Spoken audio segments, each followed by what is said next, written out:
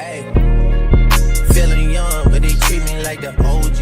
And they want to tease me, I swear these bitches nosy. We gotta stretch, guys. Hold up, hold up.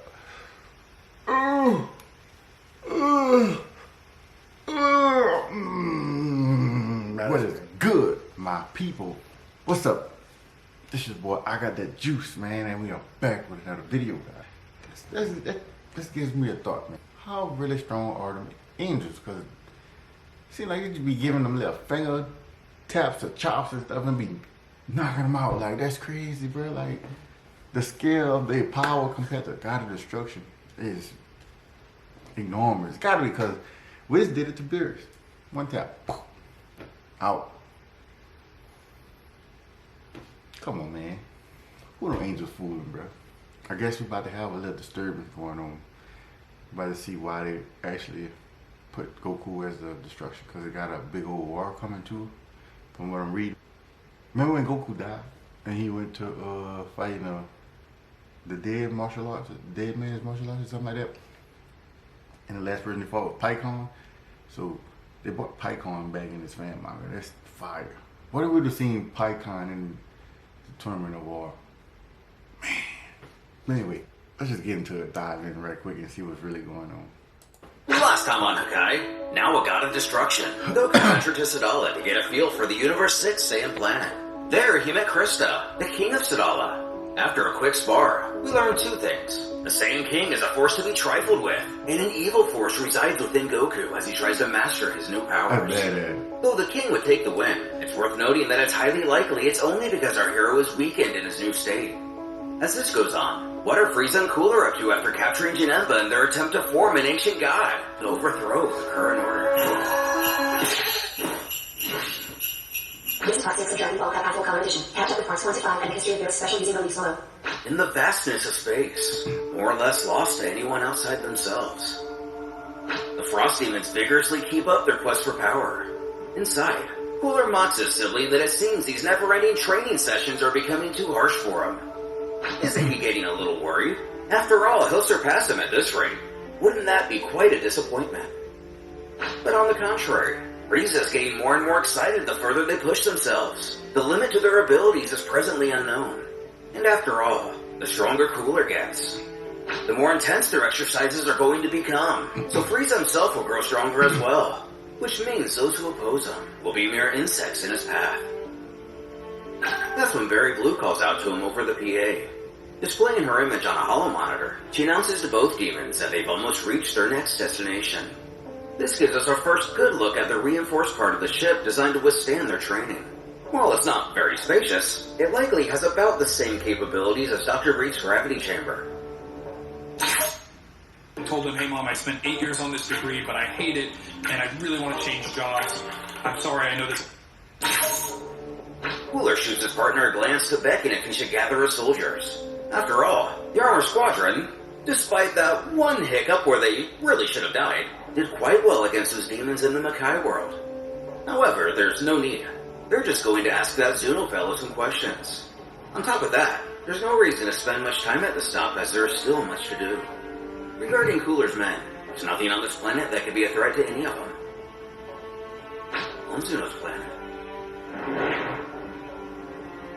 I don't even think he's there. Frieza's ship touches down as the first wave of Frieza Force soldiers form on either side of the Frost Demons.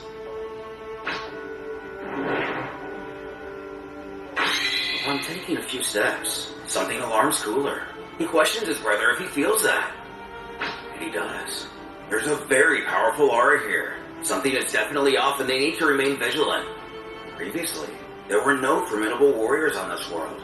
So this could mean that Zuno has finally recruited a proper guardian, or someone else has come here to siphon information out of him. Also, this confirms both villains can now sense ki, which was highly speculated for Frieza already in the series. As the pair make their way into the palace, they bulk at the sight before them, aghast at who has done this. They enter to find a slaughter. Blood covers the walls as several servants lie motionless on the floor. Cautiously scoping out the place, a figure rounds the corner into Cooler's line of sight. He tells Frieza to look. Before them is Zuno himself, though he too doesn't move and is in the jowls of a beast that appears to be half lion, half dragon. On top of him, a man whose back faces him.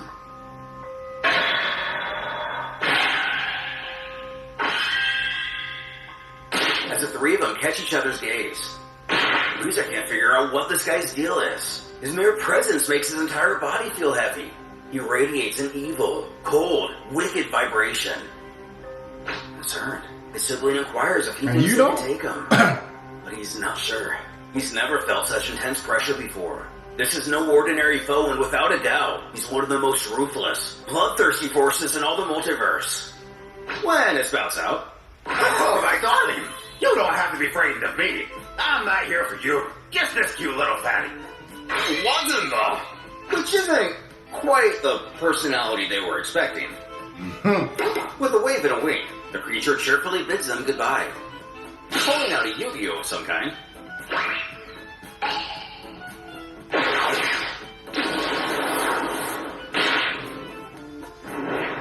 A magic circle appears on the ground, which is used as a portal for the duo to escape through. Frieza gasps out to his brother that he got away. Why didn't he do anything? And, well, it's because he didn't want to. An orbiting satellite just off the planet. You scared? Are you scared now? A mysterious stranger believes that if Zuno is one of their targets, that must mean the next is. But is he following the ogre or the frost demons? And who is this man? And what are his purposes? Oh wait, the Super Dragon Balls have been gathered at an undisclosed location. But the dragon isn't summoned. The orbs instead explode. A woman who appears to be a New Age tuffle cackles that she's so glad she's able to blow things up again, especially these cursed relics. One can assume that by the statement, she could have been imprisoned for an extended duration and have a grudge against the Dragon Balls. But of course, this is merely fluffy speculation. Nearby, three cloaked figures congratulate her on a job well done, name-dropping her as Tyra. With this, Zlama's magic will no longer carry any power, and will be completely absent from this realm. This includes all of the artifacts which are derived from him. Which means...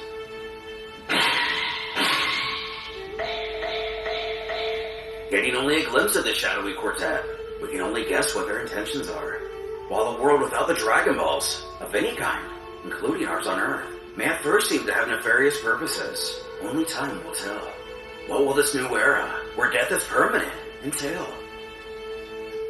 On Planet Cereal, we find Granola making his way home. However, it must be noted that this is more or less not the Granola we're accustomed to in Super, and acts as a brand new introduction for the character. He hasn't made any wishes to gain ultimate strength or anything. He storms in shouting obscenities and frustration. Already in-house, Naito questions the young man what it is that bothers him.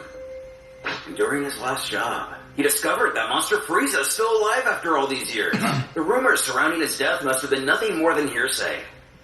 Instantly putting his elder in a state of panic, he warns Granola, no matter what, he can't even think about doing anything stupid. He knows how he feels, but if he confronts the Emperor, he will undoubtedly be killed. But he can't simply let him go unpunished. He needs to pay for what he's done. Cretins like him don't deserve to roam the universe free as they will. Just like the Saiyans. Just then, the rippling effects of destroying the Super Dragon Balls begins to make itself known. The two of them wonder what's going on. When it turns to stone, Granola quickly saunters over to inspect what's happened. He doesn't understand. This has never happened before. And for some reason, he feels something terrible. On Namek, the village elder, Mori if memory serves, is seen in deep thought about something. Beads of sweat trickle down his face as a variety of emotions overcome him. I look so green. As one of his villagers calls out to him, breaking his concentration. Panicking, he informs him that the Dragon Balls, they're not working. They've turned to stone as if they were made inactive by a wish, but no such event took place. Mori remains silent, looking inside himself at what could be going on. And like Granola, he too has a bad feeling. on Earth at the lookout. Poco notices Dende is rattled by something unspoken. His focus is so intense, he doesn't even hear his friend speak. He feels that the Dragon Balls are no longer active. He also senses that he has lost something. But he can't explain it. Using telepathy, he questions his outer-worldly counterpart if he also feels it. And on the other side of the planet, Piccolo's meditating on a butte outside of his house. He too knows something's wrong. He can't explain it either, but something bad is definitely about to happen. He knows this pattern all too well by now. In the reaches of space, No! He's woke. we rejoin the ogre who kidnapped Zuno. Who, predictably, is in league with the 4 individuals who destroyed the Super Dragon Balls. Gazing upon the debris, he figures he already missed the fireworks show. What a bummer. One of the shadowy figures remarks the ogre did good. Tyra sneers that without Zalama's power and knowledge, they won't be able to fight him. As another figure calls out that today was a great victory, but they're not going to make the mistake as last time and underestimate him again. They need to get going now before they get here and try to stop him.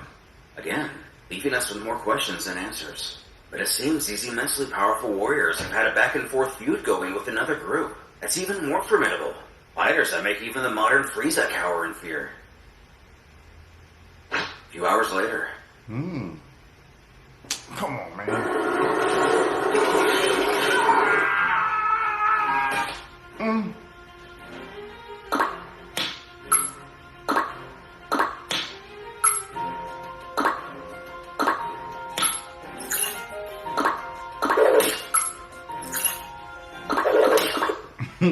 Weird looking.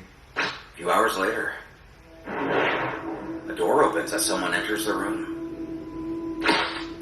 With the tapping on the floor, another already present asks, "How was it, Master?" We zoom out to see a group of people sitting at a large table.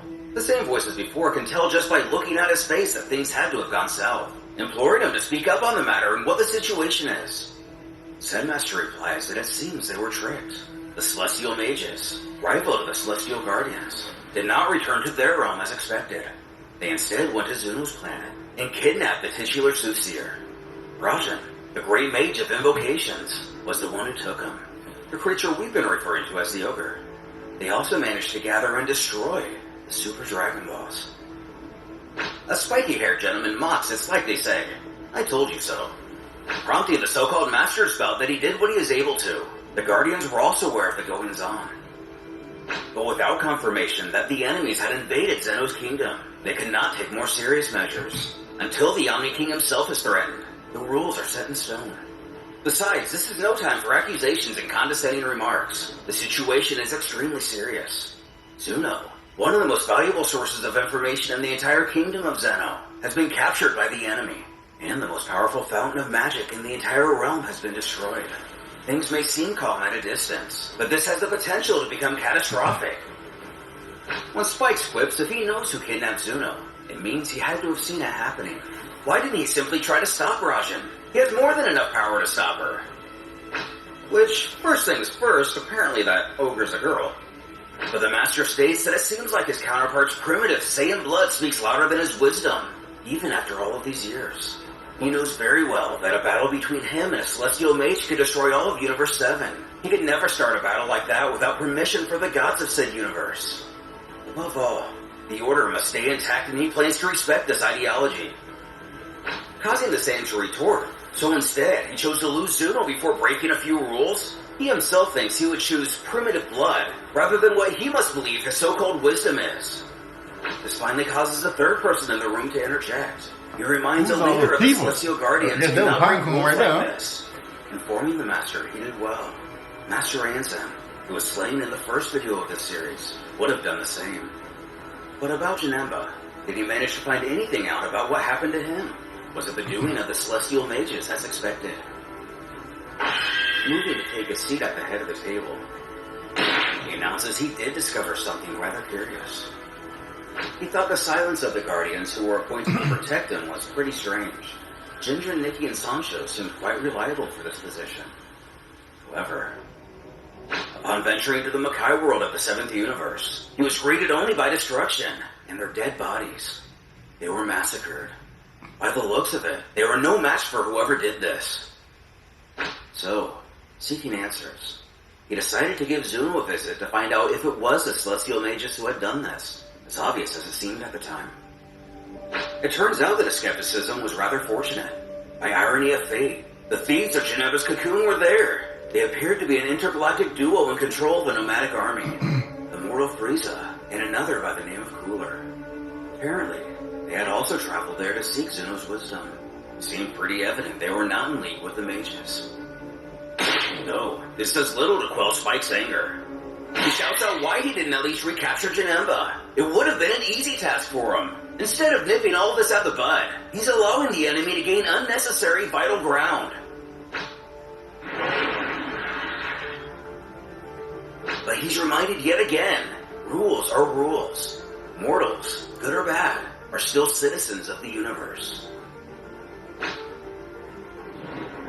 The Master continues, and they, as Celestial Guardians, are the mediators of this realm. They can't bother them as they please without their god's permission. It would be an offense. His opposition grits his teeth that these rules are ridiculous. He doesn't think they should be following them so religiously. Having the leader spout out that this is why he himself is the master, and he is not. But since taking his post as such, it's replied, he can see only his failures. And if that's the case, the sitting master would like to be regaled with all the victories of, quotes, His Highness.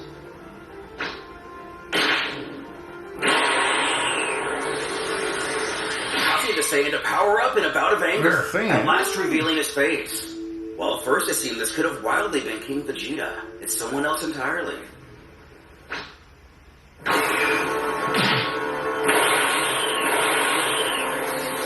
As he does this, the third wheel also powers up, taking this as an affront to their leader. He condemns that he doesn't think it's very suitable for him to raise his key in front of their master like this.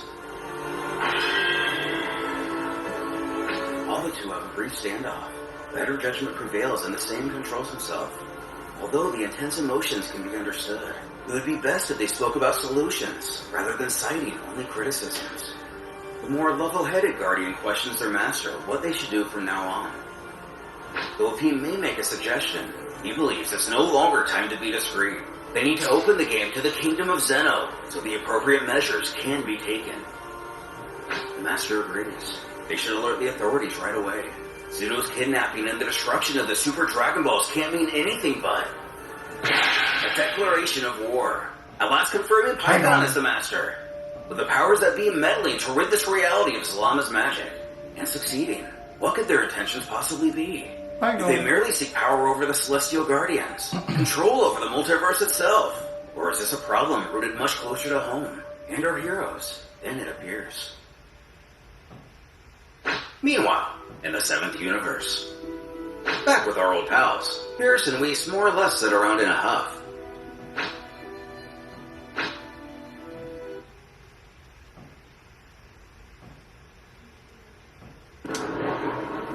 Come on, man. Whoa. Ain't no way to add that long, man. Come on now.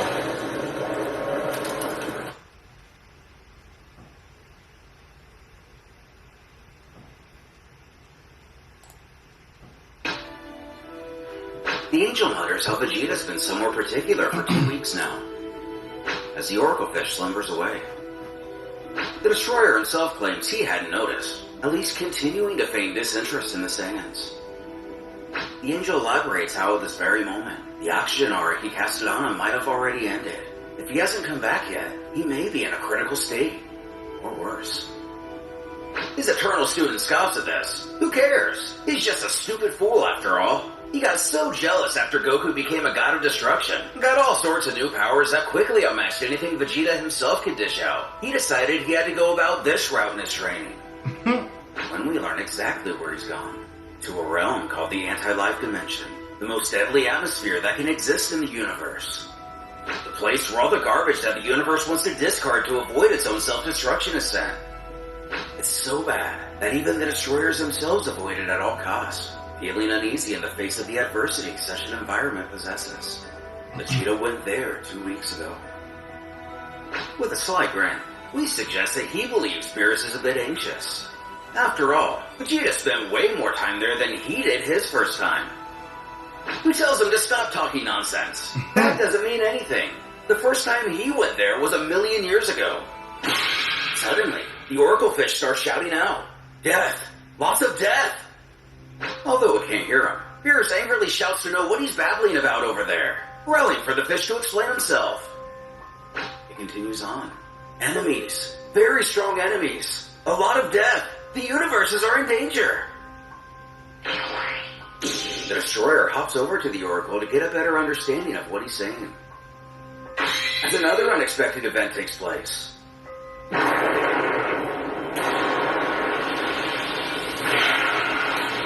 sky fills with thunderous lightning and dark, heavy clouds. Almost immediately after, a tornado touches down. Beerus can sense a strong energy gathering overhead. If this keeps up, leaving his thoughts to be inferred, he trembles while telling Whis that if that thing spreads, the universe is going to. But the angel offers to interfere before such a thing can even begin to develop.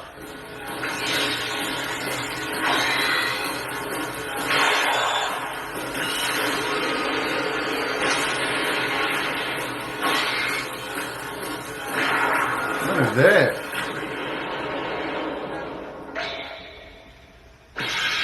With a little drama. I'm a cheetah. It turns out it was only Vegeta making his way back from the anti-life dimension.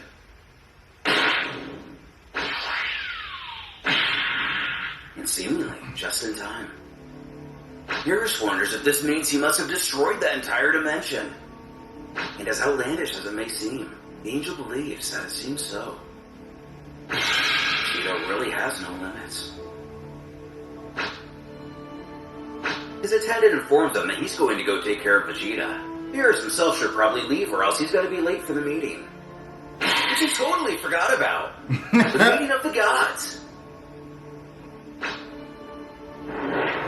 Sometime later, using his abilities, Whis does his best to revitalize the prince.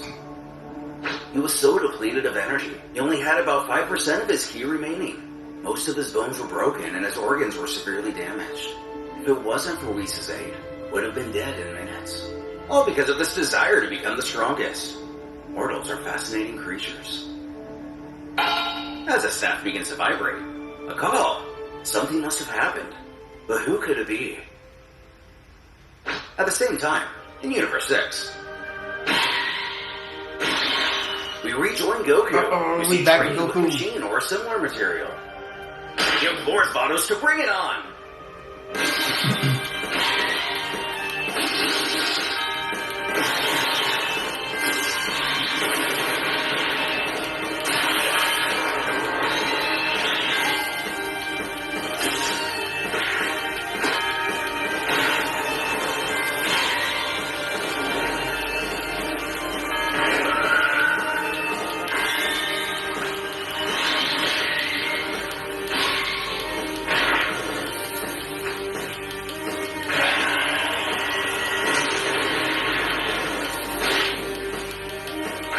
Using the Hakai, he's able to make quick work of the blocks, though not without minor struggle.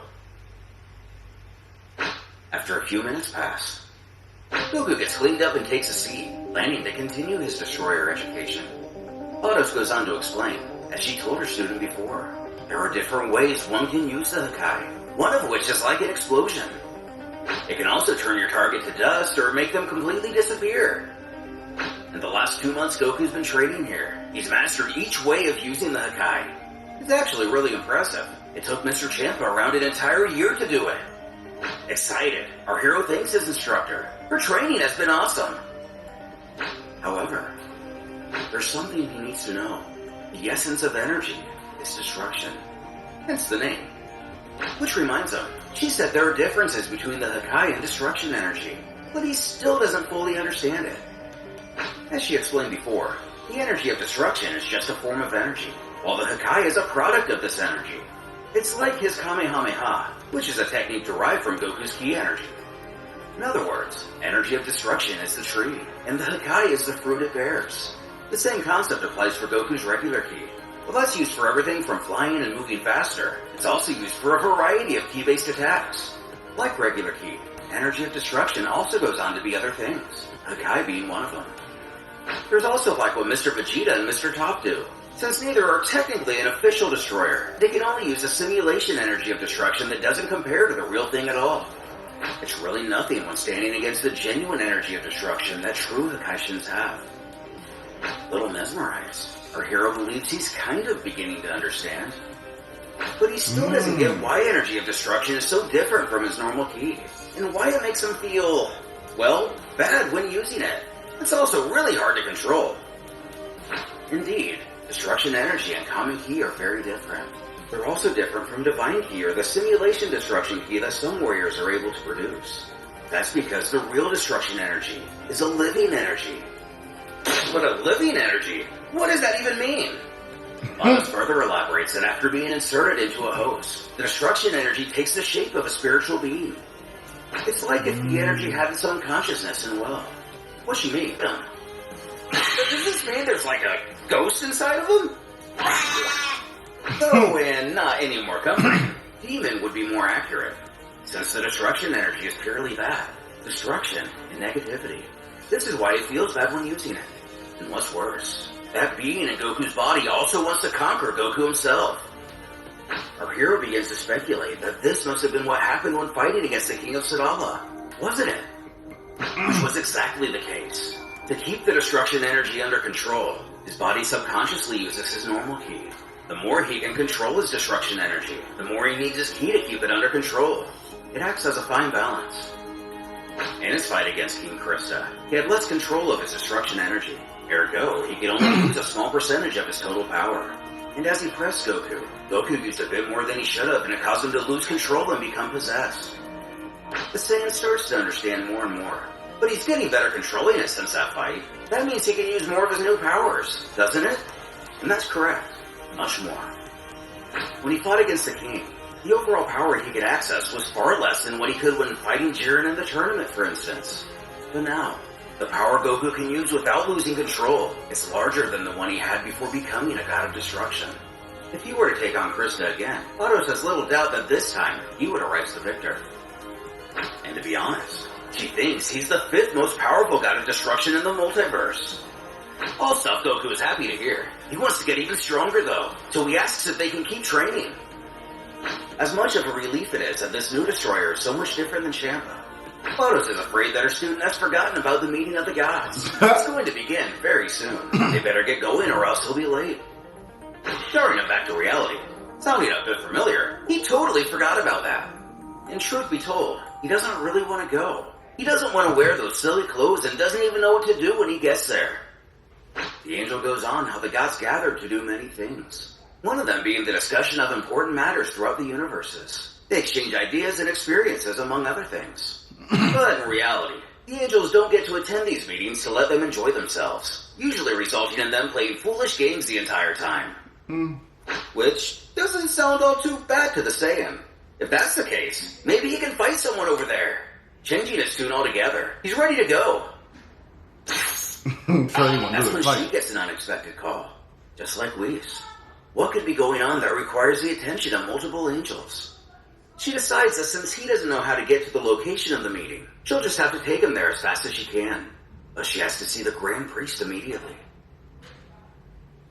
Between each of the 12 universes, there's a world that acts as a neutral base. It's a very resistant planet, more so than even the Kaioshin or Hakaishin planets. The meetings of the destruction gods take place on these celestial bodies.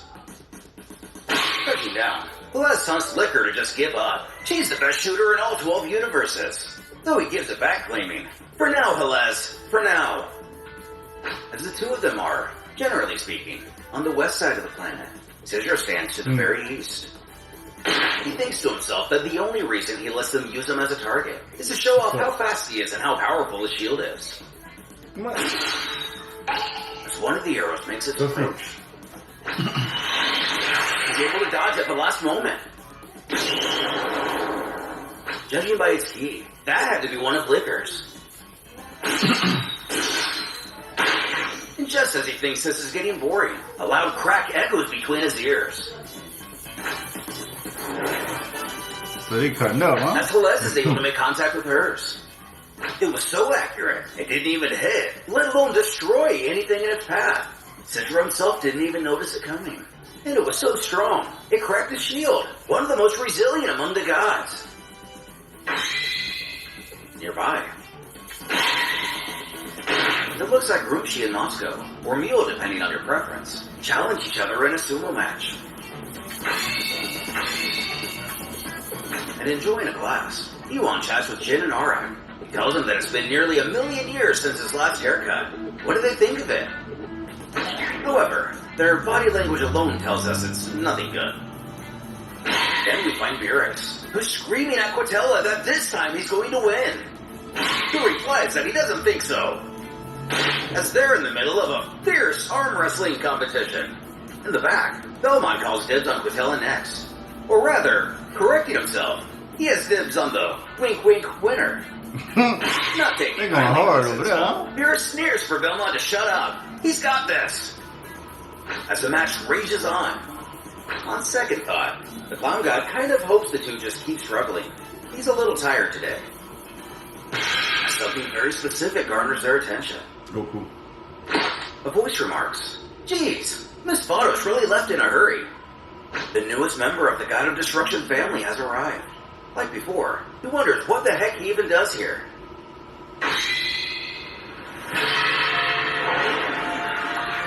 When he notices all the destroyers glaring into his soul, much like they did before. Seems like these guys still really don't like him. Running over to the face he knows better than the others, he happily greets Beerus, chiming long time no see. Sheepishly pleading with him if he could see if he could help get everyone to lighten up a little. Though he only scolds Goku to go away, he's embarrassing him in front of everyone. Causing Quatella to stop that by the way he's talking, Beerus seems to think he's popular around here. As the various gods murmur about their disapproval of Goku, whether it's simply because he's a newcomer, or the misunderstood drama he caused in starting the Tournament of Power.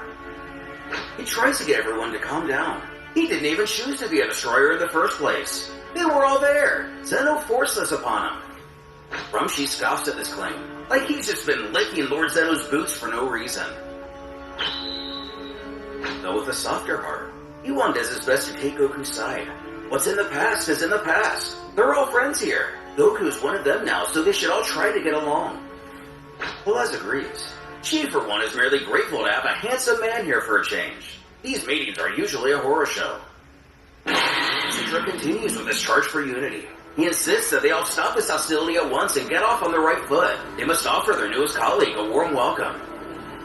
Quatella agrees with the previous three, though he's not so sure about the handsome remark.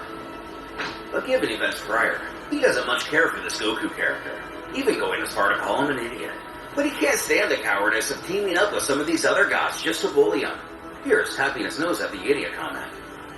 But this only causes Goku to narrow his eyes, asking, "You know what? I was getting pretty tired of only training and not having a real fight. So how about Quatella, bring it on?" He shouts for the rookie not to be so arrogant.